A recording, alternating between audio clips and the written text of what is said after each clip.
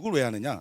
첫째, 여러분들한테 말씀드리는 게 제가 4차 산업에 대해서 제가 IT 공학 박사를 받았습니다. 제가 워낙 경영학을 공부했는데, 그러니까 저는 문과를 공부했는데 이과를 했으니까 이게 대단하다고 그러는데요. 대단한 게 아니라 제가 마케팅 강의를 할 때 이 4차 산업을 얘기하지 않으면 이 밥벌이가 안 되는 거예요. 진짜. 그래서 여러분들 오늘 제 강의할 때 오늘 아침에 여러분들 조간신문에 보면 이런 얘기 있죠. 아마존이 만약에 한국에 들어오면 한국의 유통기업은 박살이 날 거다 이렇게 표현을 했어요. 그냥 외국, 그러니까 저도 계속 그 얘기를 했는데 제가 얘기하면 사람들이 관심이 별로 없다가 이 외국 교수가 와서 한마디 하면 이렇게 막 엄청나게 리딩을 해주더라고요. 그래서 근데 왜 그러면 이 아마존이 들어오면 박살이 나느냐?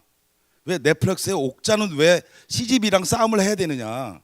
뭐 그런 거 되게 요즘 이상한 일들이 자꾸만 벌어지고 있잖아요. 그래서 오늘 그 앞에 있는 얘기를 좀 하고요. 그다음에 뒤에 있는 얘기를 했으면 좋겠어요. 4차 산업은 과연 경쟁력일까요? 라고 제가 물어봐요. 기업에서 강의할 때. 자, 우린 인공지능이 들어오면 정말 경쟁력이 될까요? 전부 4차 산업에 대한 분석을 얘기하는데 그러면 어떻게 할까라는 대답에 아무도 대답을 못 하는 거예요. 자, 인공지능이 들어오면 자, 모든 기업이 다 인공지능을 해요. 자, 그럼 경쟁력이 있는 건가요? 중소기업이 인공지능을 가지고 시장에 나올 수 있는 타이밍은 어떻게 될까요? 대기업과 경쟁할 때 과연 이길 수 있을까요? 하는 거예요. 매일 변화와 혁신을 얘기하고 4차 산업의 트렌드를 얘기하는데 왜 우리는 솔루션이 안 나올까요? 하는 거예요. 그럼 제가 또 물어봐요. 4차 산업의 테크놀로지는 정말 경쟁력일까요? 그를 경영해야 되는 문제 아니에요, 여러분들? 그런 거죠. 그러니까 보세요. 지금 테슬라 모터스가 포드를 앞지른다, GM을 앞진다는 얘기는 무슨 얘기예요? 자동차를 많이 생산해서 앞질렀다고 얘기하는 건가요? 그런 건가요? 3만 대도 안 만드는 회사인데요. 그들은 왜 1,000만 대를 만든 토요타랑 손을 잡았을까요? 그러면 토요타가 바본가요? 1,000만 대라는, 쉽게 말하면 대학생이 초등학생이랑 손을 잡아요. 정상입니까, 여러분들? 그럼 그들은 생각이 부족한 건가요? 아니에요. 평가 기준이 달라진 거예요. 그러니까 예수 입사를 하다가 이 사람들이 그 다음에 쇼핑몰을 한단 말이에요. 그럼 뭐가 확보가 됐냐면 책을 구매한 고객의 DB가 생긴 거예요. 이들을 써먹어야 되잖아요. 그들은 신규 고객이라는 말을 하지 않아요. 신규 고객이란 말은 뭐냐면 비용과 투자가 있어야 됩니다. 뭐 우리가 쉽게 말하면 뭐 광고를 한다거나 뭐 인지를 시킨거나 하는 거예요. 그런데 뭐예요? 지금 여러분들 광고가 그렇게 의미가 있습니까? 요즘 노브랜드까지 나오는데 저 어느 회사라고 얘기하고 싶지 않지만 노브랜드라는 게 나왔습니다. 그러면 그들은 생각이 없어 노브랜드를 얘기할까요? 아니에요. 소비자가 브랜드를 불신하는 거예요. 소비자가 기업을 만드는 거예요. 소비자가 상황을 만드는 겁니다. 지금 여러분들 우리가 좀 본질적인 문제를 좀 아셔야 될 게 바로 이런 거예요. 소비자의 강력한 발전을 기업이 외면해서는 안 된다는 거예요, 여러분들. 근데 우리는 뭐예요? 자꾸만 결론을 얘기한단 말이에요. 매출액이 얼마나 하고 뭐 판매량이 얼마나 하고. 여러분 보세요. 1등이 되기 위한, 저는 이것부터 없애야 된다고 생각하세요. 1등이 되는 조직 때문에 얼마나 많은 비용이 낭비가 되고요. 1등이 되기 위해서 얼마나 많은 그 시장과의 경쟁이 있었어요. 여러분들 보세요. 경쟁한다는 건 뭐냐면 비용이 들어간다는 거예요. 근데 그 비용은 누가 되냐면 소비자가 되는 거예요. 근데 소비자들은 뭐예요? 똑똑해지기 시작한 거예요. 기업을 쉽게 말하면 왕따 되기 시작한 거예요, 여러분. 여러분 2017년도에 이미 화웨이가 인공지능을 위한 아주 값싸고 좋은 스마트폰을 선물을 했어요, 여러분들. 고객들에게 어필하기 시작한 겁니다. 그럼 뭐예요? 그럼 우리가 뭐라 그래요? 가성비라고 여러분들 얘기하잖아요. 가성비. 여러분들 가성비예요. 싸게 해준다는 거예요. 요즘 에어비앤비나 우버가 왜 정식적인 메이커가 있고 브랜드 있는 시장을 치고 들어간 줄 아세요? 사람들이 인식이 깨진 거예요. 야, 우리가 비싸게 이렇게 할 필요 없이 뭐야? 민박을 치는 거예요, 쉽게 말하면. 빌려주는 거예요. 아니 이게 뭐 어느 날 갑자기 마케팅의 핵심 돼서 나온 줄 아세요, 여러분들? 아니에요. 소비자의 트렌드에서 나온 겁니다. 이게 기업이 운영한 게 아니에요. 우리가 기업에다 포커스를 맞추면 안 된다니까요. 자, 그러더니 얘들이 뭘 했냐면요. 다시는 은행에서 이런 일이 벌어지면 안 된다 그래갖고 뭐였냐면 실리콘밸리 IT 기술과 저쪽 금융경제와 손을 잡고요. 뭘 만드냐면 핀테크를 만들어냈어요. 자, 근데 핀테크를 만들어낸 저는 그래서 마케팅을 운명이라고 생각하지 과학이라고 생각하지 않아요. 그건 예측이기 때문에 절대로 과학적이지 않아요. 아니 그때 여러분 보세요. 핀테크가 있을 시장이 될 거라고 생각했겠어요? 그때 IT가 이렇게 은행을 확 바꿔놓을 거라고 생각했겠냐고요. 한국 기업들이 이제는요 환골탈태를 해야 됩니다. 이제 더 이상 소비자들에게 브랜드를 인지시켜서 그들에게 정보를 줘서 그래서 물건을 판매하는, 그래서 신규 고객이란 말을 여러분들 버려야 됩니다. 지금 핀테크가요 이제 우리나라에 이제 들어온다. 우리나라 아직 안 들어왔어요. 300개가 넘는 게 미국입니다. 사실은 영국에서 이 핀테크를 들어가고 싶었어요. 근데 그들은 축적된 기술이 없었어요. 그래서 영국 같은 경우는 54개인가 핀테크를 가지고 있고요. 싱가포르는 15개를 갖고 있고 중국은 10개를 갖고 있고요. 소련은 4개를 갖고 있어요. 이제 한국이요 아직 안 들어왔습니다. 자 그러면 핀테크 들어오면 어떡하죠? 기존에 있던 은행은 어떡하죠? 경쟁이 안 되는 거예요, 여러분들. 그거에 대한 두려움입니다, 지금 우리는. 그러니까 환경이 변해 4차 산업이 돼서 하는 우리가 혁명이라고 쓰는 말들은요. 이거는 좀 다른 차원입니다, 이게. 기존에 판을 없겠다는 거예요. 지희라는 회사는 뭐라고 했냐? 우리는 이렇게 얘기했어요. 우리는 제조회사가 아니다. 우리는 제조회사가 아니다. 우리는 소프트웨어를 서비스하는 회사다. 그 얘긴요. 여러분들 보세요. IBM에도 그 얘기가 나왔었고요. 자, 자기 본질을 부인하는 얘기들이 나와요. 그러면 지희는 제조업을 포기했나요?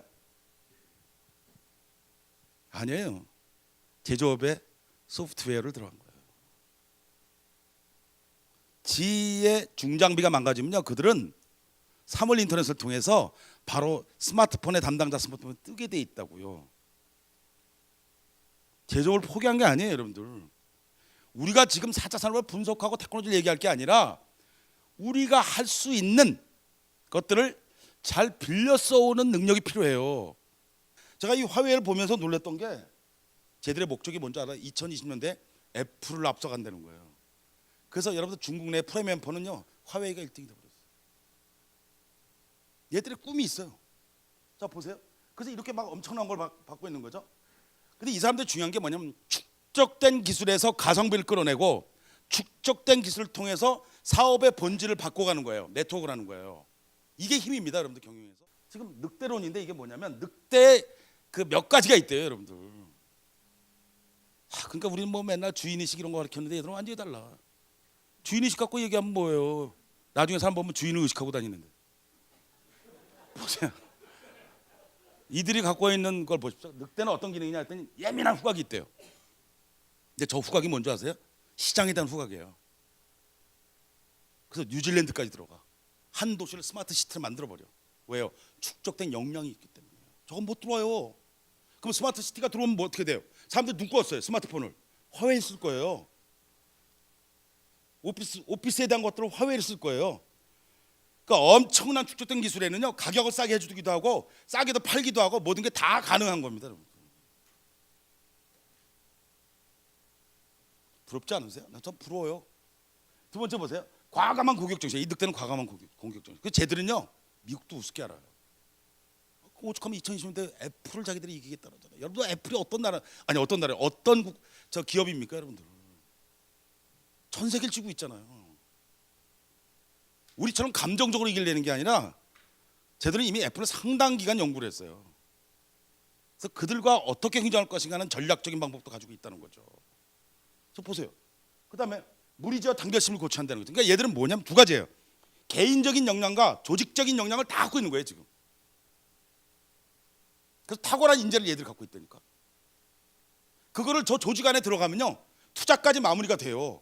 저렴한 가격으로 얘들도 해외 진출했죠. 근데 우리가 저렴한 거가 반드시 싸다고 생각하는 거 절대로 안 됩니다. 지금 이제 그런 건 가격 경쟁이 되지 않아요. 가성비로 들어오냐면요 얘들은 네트워크 시장을 들어가고 싶은 거예요. 근데 그 네트워크 시장의 경쟁자가 누구냐면 구글이거든. 그러면 내가 제일 잘할 수 있는 것, 내가 가장 가능한 내 경쟁력을 가지고 들어가기 위해서 가성비를 하는 거예요. 지금 이 사람도 보세요. 그러더니 이윤을 포기했어요. 처음에 이윤이 안 나죠. 화웨이 이때 이름도 없던 회사입니다, 이 회사가. 그런데 2000년도 한번 보십시오. 2000년도에 보면 세계 각지에 뭘 만들어요? R&D 센터를 설립합니다. 제품을 만들어야 돼요, 사실은. 기업은 제품을 만들어야 된다니까 그때. 근데 R&D 기술을 만듭니다. 기술을 개발해요. 공장을 가지고 개발하는 게 아니라 지들이 R&D 센터를 만들어서 그 지역에 해당하는 기술을 개발시키기 시작합니다. 기술을 개발하면요 그 시장을 잠식하기 너무 쉽습니다. 그러니까 이들이 빠른 진출을 하기 위해서는 어떻게 해요? M&A를 하는 거예요. 유한회사를 만들고 합자회사를 만드는 거예요. 근데 한 가지 전제 조건이 있어요. 뭔지 아세요? 그들은 관리할 수 있고 그들을 핸들링할 수 있는 힘이 이때 있었던 거예요. 근데 그들이 뭐예요? 시장을 바꾸는 거예요. 조직에 대한 개념을 이 사람들이 바꾼 거예요. 철저하게. 스페셜리스트를 만든 게 아니라 제너럴리스트도 만들었어요. 기업 정신을 따라갈 수 있는 역량들을 사람들한테 투자했다는 거예요, 여러분들. 그런 겁니다, 여러분들. 지금 우리가 알고 있는 스티브 잡스, 빌 게이츠 이런 사람들 보세요. 유튜브 만들었던 이런 사람들. 이상하게 다 대학을 다 안 나왔어. 그다음 내가 대학 다니지 말라는 얘기는 아니에요. 뭔지 아세요? 창조적인 발견에 대한 힘이 생기면요, 이론적인 것들을 그렇게 별로 중요하게 여기지 않아요. 그것도 자유래니까 우리가 그들을 평가의 기준으로 보는 게 아니라, 와, 우리가 이제 앞으로 경쟁을 해야 될 것들은 너무나 많고 너무나 강력한데, 그걸 소위 말하는 신흥거인이라고 얘기하는데, 이 거인을 이길 수 있는 우리의 방법은 뭔가, 힘은 뭔가, 이런 부분에서 우리가 좀 고민하지 않으면 우리 시장이요, 외국의 기업들이 우리를 훤히 들여다보고 들어와서 경쟁했을 때 우리는 견뎌내지 못한다는 겁니다. 은행이 바뀝니다. 자동차 만드는 회사가 바뀌어야 됩니다. 다 바뀌어야 돼요, 여러분들. 앞으로 2030년 되면 스마트 공장, 전체 공장에 스마트화된 게 70%랍니다. 사람은 없어진다고 얘기해요. 자, 우리가 안고 있는 이 문제에 대해서 한 번은 심각한 고민을 해볼 필요가 있다. 그거는 기업뿐만 아니라, 예를 들어 일반적으로 뭐 4차 산업이 되니까 일자리를 높인다, 이런 팩트가, 이런 예측이 아니라 실제로 4차 산업의 경쟁력을 높여서 우리가 뭐예요? 파일을 많이 가지고 그로 인해서 많은 사람들이 취업을 하고 기업들을 세울 수 있는 그런 근본적인 방법을 여러분들이 가지지 않고, 아직도 오프라인적인 60년대 사고와 60년대 시스템을 가지고 나온다고 한다면, 여러분들 마케팅이 제가 제일 좋아하는 건 뭐냐면 효율성입니다. 힘들이지 않는 거예요. 경쟁하지 않는 겁니다. 낭비하지 않는 거예요. 그런 것들을 만들 수 있는 그런 여건이 돼야 되지 않는가, 그런 생각이 들어서 이 회사를 얘기하는 거예요. 자, 보십시오. 메가트렌드 적합한 기업이라, 이게 요즘 최근에 나온 게 아니라 제가 3년 전에 만든 겁니다, 이게. 근데 최근에 4차 산업을 하려면 이걸 다 해야 돼요. 탈공업하는 거. 그래서 이들은 뭐예요? 특허를 엄청나게 했고요. 그래서 뭐예요? 다른 기업들이 특허를 못 갖는 기술을 갖기 시작했고요. 그다음 보세요. 네트워크 조직에서 전 세계에, 그러니까 시장을 따로 연구할 필요가 없어요. 왜? 전 세계에 R&D 센터가 있기 때문에 그 기업에 대해서 경쟁력을 충분히 갖고 있다는 거죠. 그다음 보세요. 그다음에 분권화됐잖아요. 현지화돼서. 이게 가능했어요. 이게 요즘 4차 산업에 필요한 조직이 바뀌어야 되는 근본적인 원인입니다. 4년 전에 얘들은 이미 이걸 시작했다는 거예요. 빠른 속도로 소비자의 트렌드가 바뀐 겁니다. 이거를 잘 감지할 수 있는. 그래서 IBM에는요, 까마귀 둥지라 그래갖고 정세, 우리 회사 외에 있는 것들을 할 수 있는 이 안테나를 통해서 이걸 하는 부서가 있답니다, 여러분들. 근데 여러분들한테 꼭 말씀드리는 건 통찰력으로 내꺼화될 수 있는 그런 것들을 여러분들이 발견하셔야 됩니다. 오늘 마지막 강의의 핵심입니다. 화웨이 가치관이 뭐냐고 물어봤더니 이렇게 얘기해요. 자, 고객을 땡겨야 된다는 거야. 고객이 다가가는 게 아니라 고객을 땡겨. 뭐예요? 유인할 수 있는 힘이 뭐냐 이거지. 서비스냐, 가치냐, 이런 거 얘기하는 거예요. 두 번째 뭔지 아세요? 미는입니다. 여러분 보세요. 해외에 들어가서 R&D 센터 만들기가 쉽겠어요? 그 시장에 들어가기가 쉽겠어요? 밀어가는 힘이 필요하다. 세 번째는 동력이다. 그래서 이 사람들 뭐예요? 노력하는 자에게 엄청난 평가를 해준다는 거예요. 그 교육의 시스템을 필터링하는 시스템이 이 회사에 있다는 거예요. 그래서 동력을 가져야 된다. 그래서 당기는 힘과 미는 힘과 그리고 동력을 가져야 화웨이는 오래 갈 수 있다라고 얘들이 뭘 했냐면요, 화웨이 법을 만들어냈습니다.